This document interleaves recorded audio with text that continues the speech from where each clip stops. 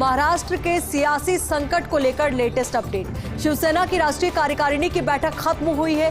कार्यकारिणी की बैठक को उद्धव ठाकरे ने संबोधित किया। कहा, सुलगते बम पर बैठे थे सभी बागी, पहले शिंदेनाथ थे, अब दास हो गए हैं। बाला साहेब का नाम इस्तेमाल करने का अधिकार किसी को नहीं है। किसी भी गद्दार को पार्टी में वापस नहीं लेंगे। अपने पिता के नाम पर वोट मांगकर दिखाए एकनाथ शिंदे। तो अपने आप में बेहद महत्वपूर्ण ये बैठक रही। इस बैठक को उद्धव ठाकरे ने संबोधित किया और संबोधित करते हुए उन्होंने कहा कि सुलगते बम पर बैठे हैं सभी बागी, पहले शिंदेनाथ थे, अब दास हो गए हैं। बाला साहेब का नाम इस्तेमाल करने का अधिकार किसी को नहीं है। किसी भी गद्दार को पार्टी में वापस नहीं लेंगे। अपने पिता के नाम पर वोट मांगकर दिखाए एकनाथ शिंदे। महाराष्ट्र में जारी सियासी संकट को लेकर एक और अपडेट आपको दे दें कि शिवसेना की राष्ट्रीय कार्यकारिणी की जो बैठक खत्म हुई है, इसमें 4 प्रस्ताव पास हुए हैं। कार्यकारिणी ने उद्धव ठाकरे को फैसले लेने का अधिकार दिया है। कार्यकारिणी ने बागियों पर फैसला करने का अधिकार उद्धव को दिया है। उद्धव के नेतृत्व पर पार्टी ने जताया है भरोसा। शिवसेना ने चुनाव आयोग जाने का फैसला लिया है। बाला साहेब के नाम का दुरुपयोग नहीं करने की अपील की जाएगी। मराठी अस्मिता हिंदुत्व के मुद्दे पर शिवसेना बनी रहेगी। तो अपने आप में बेहद महत्वपूर्ण ये अपडेट हो जाता है और सभी की निगाहें इस बैठक पर टिकी हुई भी थी कि जब बैठक होगी तो किस तरीके के बयान सामने आएंगे। तो वहीं बैठक के दौरान कौन कौन से प्रस्ताव होंगे जो पास होंगे। तो आपको बता दें कि शिवसेना की कार्यकारिणी बैठक में 4 प्रस्ताव पास हुए हैं। कार्यकारिणी ने उद्धव ठाकरे को फैसला लेने का अधिकार दिया है। कार्यकारिणी ने बागियों पर फैसला करने का अधिकार उद्धव को दिया है। उद्धव के नेतृत्व पर पार्टी ने भरोसा जताया है। शिवसेना ने चुनाव आयोग जाने का फैसला लिया है। बाला साहेब के नाम का दुरुपयोग नहीं करने की अपील की जाएगी। मराठी अस्मिता हिंदुत्व के मुद्दे पर शिवसेना बनी रही। तो वहीं महाराष्ट्र के सियासी संकट पर शिवसेना नेता संजय राउत का बयान भी आया है। उन्होंने कहा है कि हम लड़ेंगे, मरेंगे और जीतेंगे। शिवसेना राख नहीं होनी चाहिए। शिवसेना आग है और आग ही रहनी चाहिए।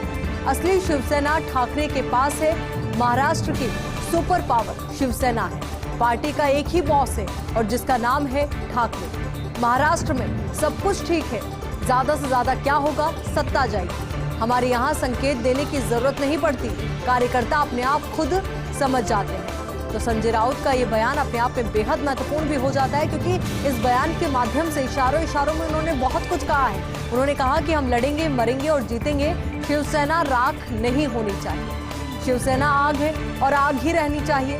असली शिवसेना ठाकरे के पास है। महाराष्ट्र की सुपर पावर शिवसेना है। पार्टी का एक ही बॉस है और जिसका नाम है ठाकरे। महाराष्ट्र में सब कुछ ठीक है। ज्यादा से ज्यादा क्या होगा, सत्ता जाएगी। हमारे यहाँ संकेत देने की जरूरत नहीं पड़ती। कार्यकर्ता अपने आप खुद समझ जाते हैं। महाराष्ट्र के बागी विधायकों की गुवाहाटी में बाड़ेबंदी। असम के सीएम हिमंता बिस्वा शर्मा का बयान, हमने विधायकों को नहीं रुकवाया। विधायकों का खर्च हम नहीं उठा रहे हैं। विधायकों के रुकने में हमारा रोल नहीं है। हमने विधायकों को नहीं रुकवाया। असम आने वालों को सुरक्षा देना जिम्मेदारी है। तो एक बड़ा और महत्वपूर्ण बयान असम के मुख्यमंत्री हिमंता बिस्वा शर्मा की ओर से। लगातार उन पर भी इस तरीके के आरोप लगाए जा रहे थे कि उनका एक बहुत बड़ा रोल है इस बाड़ेबंदी में, पर उनकी ओर से अब बयान सामने आया है। उन्होंने कहा है कि हमने विधायकों को यहाँ पर नहीं रुकवाया है। विधायकों का खर्च हम नहीं उठा रहे हैं। विधायकों के रुकने में हमारा कोई रोल नहीं है। असम आने वालों को सुरक्षा देना हमारी जिम्मेदारी।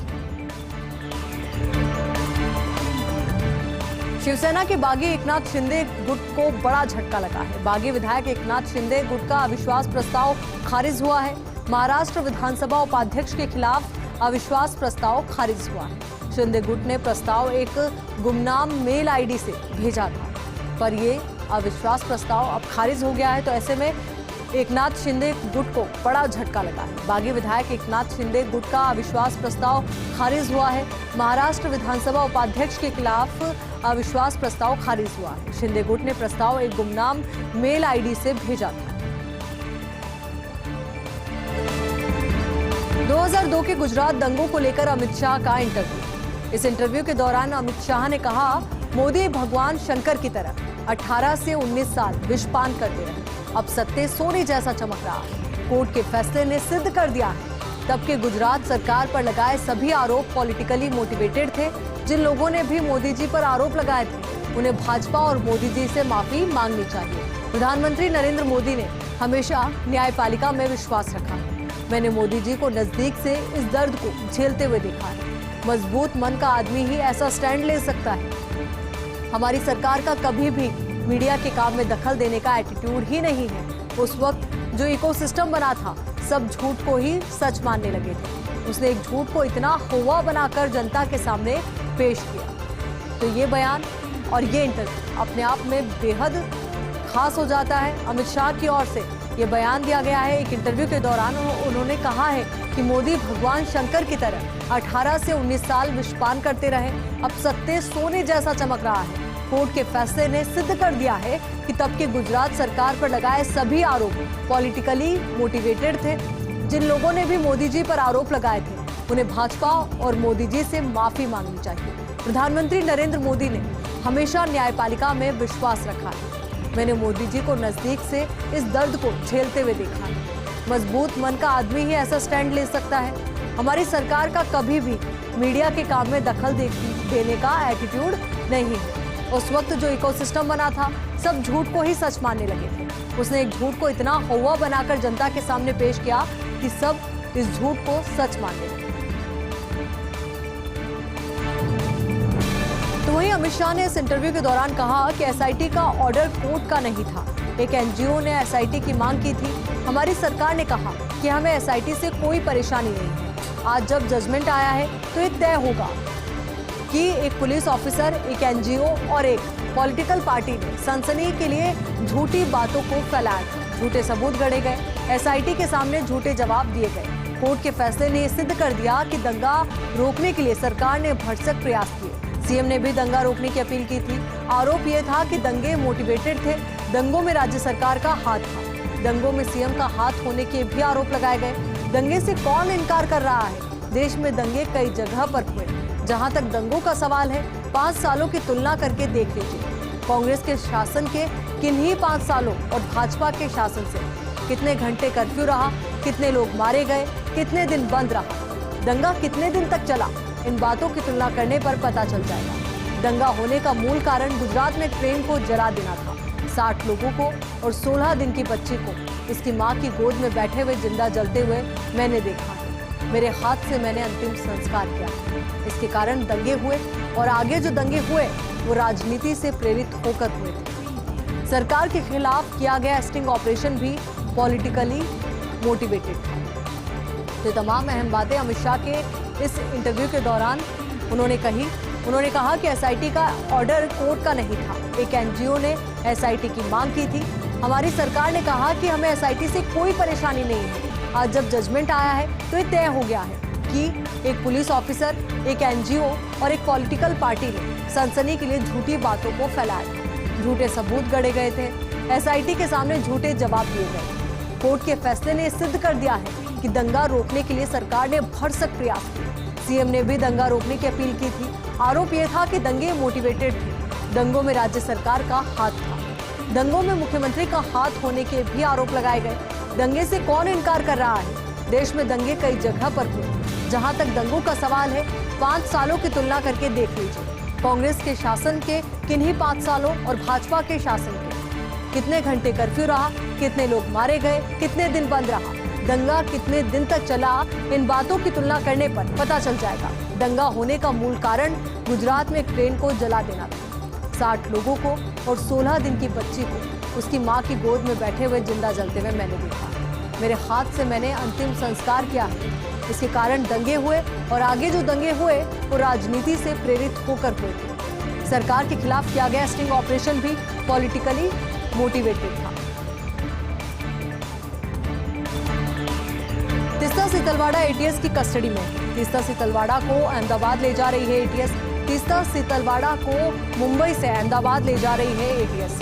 एटीएस ने तीस्ता से तलवाड़ का फोन भी जब्त कर लिया है। तीस्ता पर नया केस दर्ज हो सकता है। सुप्रीम कोर्ट ने बताई थी सितलवाड़ से जांच की जरूरत। गुजरात दंगों में सितलवाड़ की भूमिका पर जांच की जरूरत बताई गई थी। तो तीस्ता से तलवाड़ एटीएस की कस्टडी में है। तीस्ता को अहमदाबाद ले जा रही है एटीएस। तो वहीं तीस्ता को मुंबई से अहमदाबाद ले जा रही है एटीएस ने तीस्ता का फोन जब्त कर लिया है। वो नया केस भी दर्ज कर लिया गया है। सुप्रीम कोर्ट ने बताई थी सितलवाड़ से जांच की जरूरत। गुजरात दंगों में सितलवाड़ की भूमिका पर जांच की जरूरत बताई गई। राष्ट्रपति चुनाव को लेकर बसपा सुप्रीमो मायावती का ऐलान। कहा एनडीए उम्मीदवार द्रौपदी मुर्मू को बसपा देगी समर्थन। राष्ट्रपति चुनाव में देखने को मिला विपक्षी दलों ने अपनी मनमानी की। बीएसपी को विपक्ष ने अलग थलग रखा है। पहले बंगाल के सीएम द्वारा एक तरफा चुनिंदा लोगों को बुलाना, फिर शरद पवार द्वारा बुलाई गई बैठक में बीएसपी को नजरअंदाज करना, इनकी एकता दिखावा ही लगती है। हमने ये फैसला न तो बीजेपी या एनडीए के समर्थन में और न ही विपक्ष के खिलाफ। हमने ये फैसला अपनी पार्टी और आंदोलन को ध्यान में रखते हुए लिया है। बीएसपी कमजोर, गरीब और उपेक्षित वर्ग के लोगों के लिए फैसले लेती रही। एनडीए या यूपीए की पिछलग्गू पार्टी नहीं बसपा। बीएसपी स्वतंत्र और निडर रहकर काम करने वाली पार्टी है। अगर कोई पार्टी देश के उपेक्षित वर्ग के हित में काम करती है तो बीएसपी उसके साथ खड़ी होती है, चाहे वो हमारे लिए कितना ही नुकसानदेह क्यों ना हो। बसपा का उद्देश्य बाबा साहेब के सिद्धांतों पर काम करना है। तो मायावती का ये बयान सामने आया है और ये ऐलान भी सामने आया है। राष्ट्रपति चुनाव को लेकर उन्होंने ये ऐलान किया है। उन्होंने कहा है कि एनडीए उम्मीदवार द्रौपदी मुर्मू को बसपा समर्थन दी। राष्ट्रपति चुनाव में देखने को मिला विपक्षी दलों ने अपनी मनमानी की है। बीएसपी को विपक्ष ने अलग थलग रखा है। पहले बंगाल के सीएम द्वारा एक तरफा चुनिंदा लोगों को बुलाया गया, फिर शरद पवार द्वारा बुलाई गई बैठक में बीएसपी को नजरअंदाज कर दिया गया। इनकी एकता दिखावा ही लगती है। हमने ये फैसला न तो बीजेपी या एनडीए के समर्थन में लिया है और न ही विपक्ष के खिलाफ लिया है। हमने ये फैसला अपनी पार्टी और आंदोलन को ध्यान में रखते हुए लिया है। बीएसपी कमजोर, गरीब और उपेक्षित वर्ग के लोगों के लिए फैसला लेती रही है। एनडीए या यूपीए की पिछलग्गू पार्टी नहीं है बसपा। बीएसपी स्वतंत्र और निडर रहकर काम करने वाली पार्टी है। अगर कोई पार्टी देश के उपेक्षित वर्ग के हित में काम करती है तो बीएसपी उसके साथ खड़ी होती है, चाहे वो हमारे लिए कितना ही नुकसानदेह क्यों ना हो। बसपा का उद्देश्य बाबा साहब के सिद्धांतों पर काम करना है। राष्ट्रपति पद प्रत्याशी यशवंत सिन्हा का इंटरव्यू। कहा लड़ाई कठिन लेकिन इससे फायदा हो सकता है। 2024 के लिहाज से विपक्षी एकता की शुरुआत हुई। सरकार चाहती तो उम्मीदवार पर सहमति बन सकती थी, उसका निर्विरोध निर्वाचन हो सकता था, पर सरकार ने प्रयास नहीं किया। भाजपा उम्मीदवार का नाम बताए बिना समर्थन चाहती थी। सरकार की मंशा विपक्षी दलों को अपमानित करने की रही है। ये मेरा अंतिम चुनाव है, मैं इसके बाद और कोई चुनाव नहीं लड़ूंगा, ये तय है। विपक्ष की ओर से राष्ट्रपति उम्मीदवार है यशवंत सिन्हा, तो उनकी ओर से ये बातें कही गई है। अपने आप में उनकी ये बातें बहुत ज्यादा महत्वपूर्ण भी हो जाती है, क्योंकि लड़ाई कठिन उन्होंने बताई है लेकिन इससे फायदा हो सकता है। उनका कहना यह भी है क्योंकि 2024 के लिहाज से विपक्षी एकता की शुरुआत उन्होंने इसे बताया है। उन्होंने कहा कि सरकार चाहती तो उम्मीदवार पर सहमति बन सकती थी, उसका निर्विरोध निर्वाचन होता, पर सरकार ने प्रयास ही नहीं किया।